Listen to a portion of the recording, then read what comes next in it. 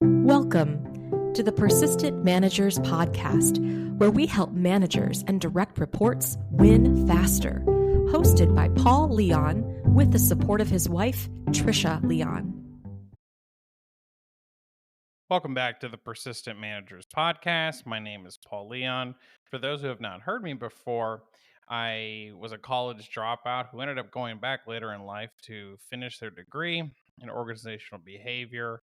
I put myself through college doing a lot of side work, mostly selling to get through, and ended up being a expert enablement training specialist, now training over 2,000 people with a 4.9 satisfaction score across all the training metrics, and have influenced over $100 million in revenue. And my mission in this particular podcast is to give you my 3 S's for selling success via selling insight so you can make more money than me. So, the first S I want to cover here is about being shameless. That's the first S.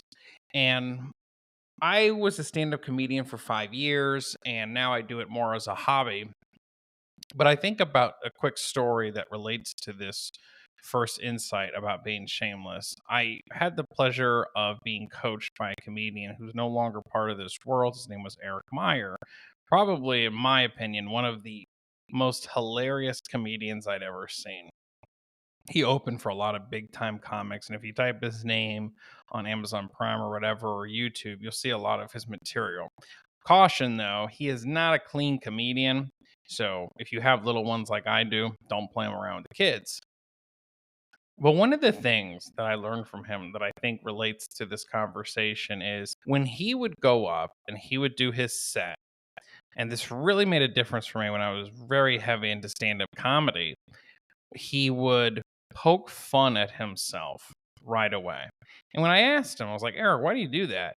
He said, if I can make fun of myself, the audience is on my side automatically. Meaning, if I can laugh at myself, they can laugh with me.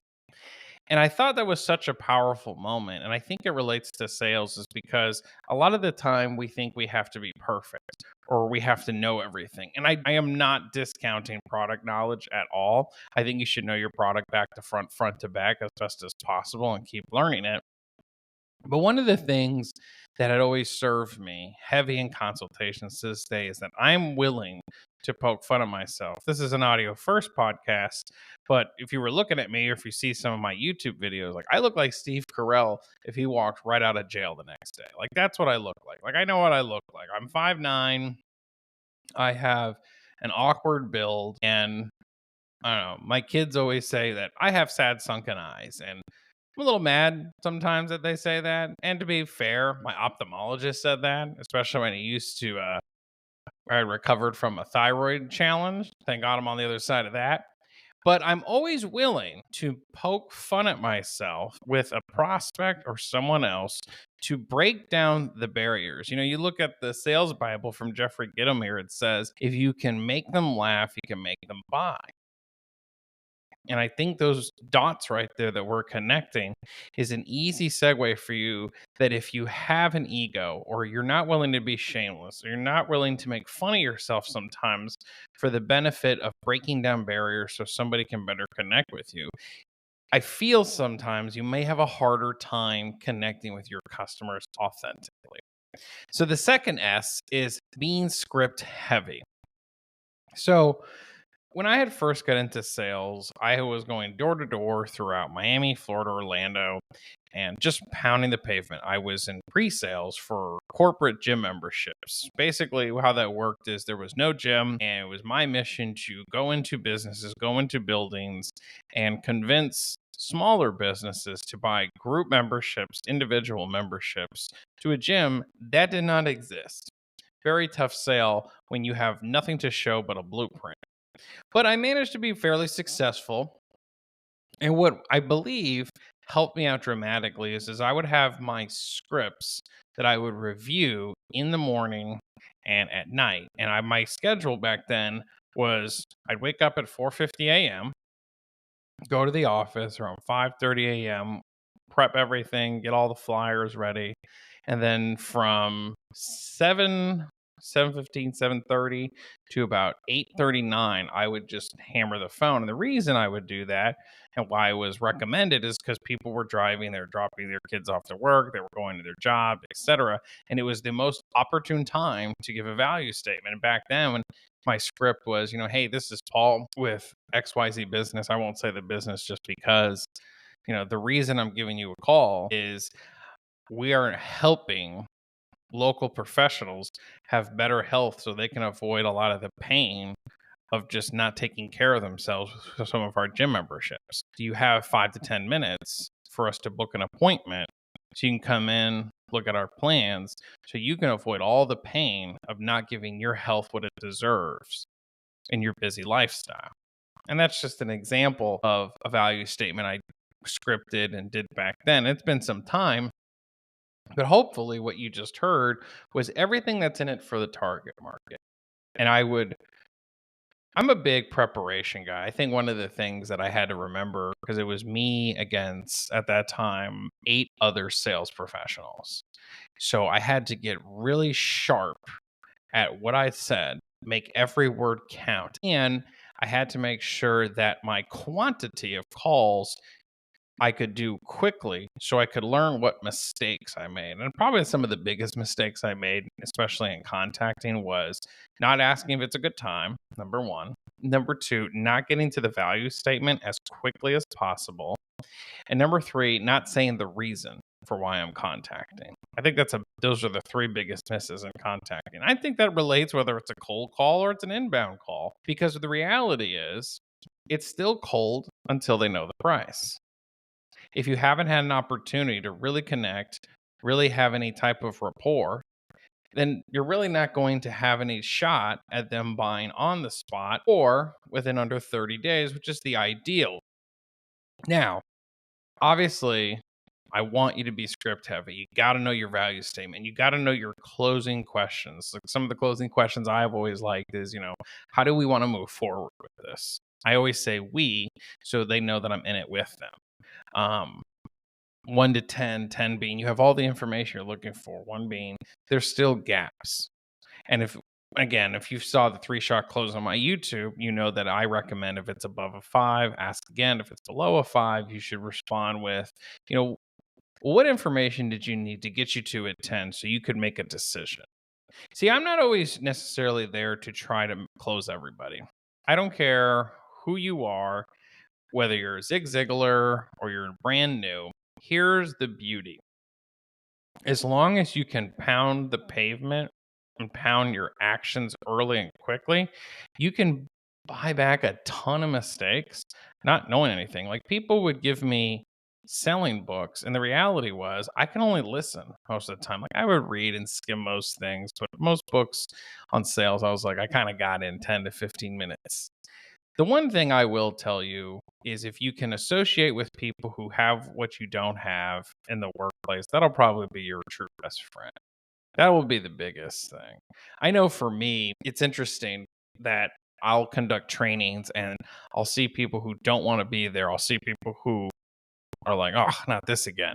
And what's hilarious to me is I wanted to go to training when I first got into sales. I went to my manager. I said, so when do I get to go to training? And he actually took out a stack of flyers, put it on the table, and goes, when you can hand all that out and hit your goal for 2 weeks, we'll talk about training. Because training was a privilege to learn from other people who had done it already, to learn from other people who had already had success or had the tools needed. And I said, why are you not letting me go to training? He said, because the only thing I can't teach you, Paul, is ambition. And at the time, I was super angry when he said that, but looking back on it now, and I'm not saying I would do this to anyone, I think it wasn't a good idea, but I understand what he was getting at.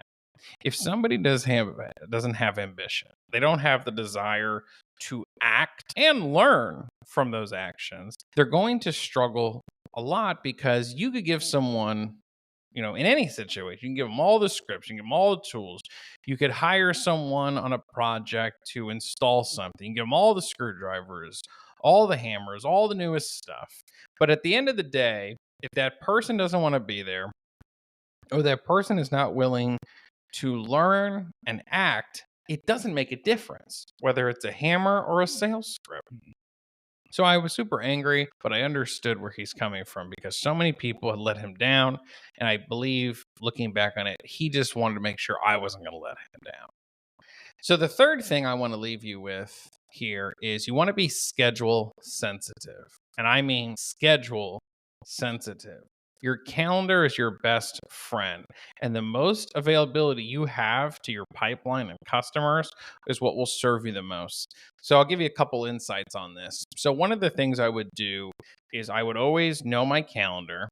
And what would happen was I would stack the appointments back to back. Now, everyone's system is a little different. I could usually sell a corporate gym membership in like 30 minutes, give or take, sometimes longer if somebody needed to vent more, talk. But what would happen was, and this would happen a lot of the time and in many businesses, is there would be days where people would cancel. And let's say I would start my appointments at 9, and then from 1 to 10 at night, somebody would cancel. I always would know who are the people I couldn't fit in that day. So that way, if anybody canceled, I was schedule sensitive to call them and be like, hey, real quick, I just had 3 meetings canceled tonight. Did you want first availability so you could kind of understand what the investment is to better your health? And I would just start calling people who were earlier, later in the week, and try to push them up, being very schedule sensitive to myself. And what I would do when someone is like, this way you can just kind of knock this out early, get the information, and decide if this is the time that you want to better your health. So that way you can be in the better shape you need to be. And that was just something I saw that was critical. And what's really neat is that was very transferable to when I was with Verizon and I was doing a 60% close rate. When people would cancel, I would just simply call them, let them know like, hey, did you want to come in, kind of know your options for investment so you can have better seller communication for your small business. And that way you don't lose on sales. Boom. And then that was something very important. So being able to stack your calendar, know your time slots, and know your average time to conduct a consultation. So hopefully, if I can leave you with anything, I want to leave you with this. Ask yourself in these 3 S's, being shameless, script heavy, being schedule sensitive, where are there gaps? And if there's none, great. This was just a reminder for you. But if there is some, if there is an area where you got to kind of step back and go, you know what? I need to give this a little more attention. Just give it 13 hours of attention. And you get to decide how those 13 hours are spent. And I challenge you to give yourself a deadline of only 5 days maximum to dedicate 13 hours to which of those 3 S's need the most attention. Thanks for tuning in to the Persistent Managers Podcast, which helps managers and direct reports win faster. Join our podcast newsletter for more insights to win faster, completely free.